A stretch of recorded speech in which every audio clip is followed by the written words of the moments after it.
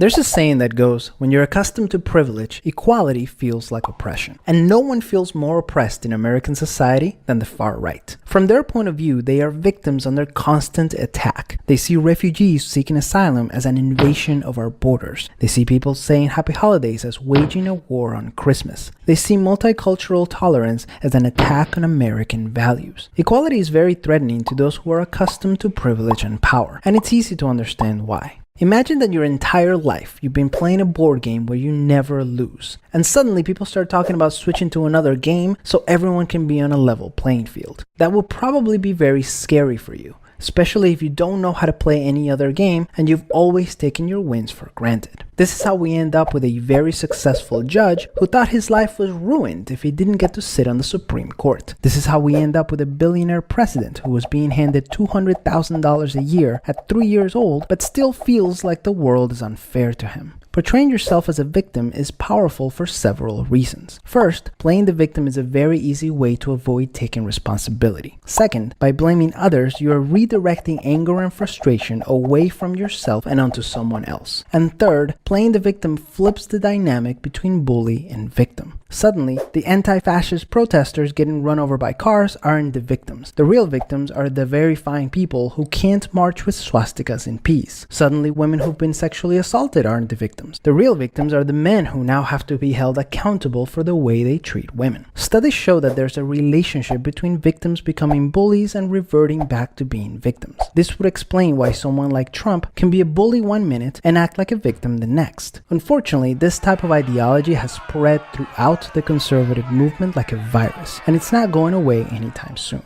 So what can you do? In a nutshell, call it out when you see it. A question as simple as, do you see yourself as a victim, might be enough to spark some self-awareness. Second, acknowledge that victimhood is a real feeling and experience, and could very well be justified. The challenge is to accurately identify the obstacles in society that hold people back, instead of scapegoating a vulnerable population or blaming someone less fortunate for our problems. The good news is that victim mentality never gets you anywhere, except maybe the presidency. So as long as we keep moving forward, people with victim mentality will continue to avoid responsibility, which means they won't be responsible for the better future we can build together. Peace.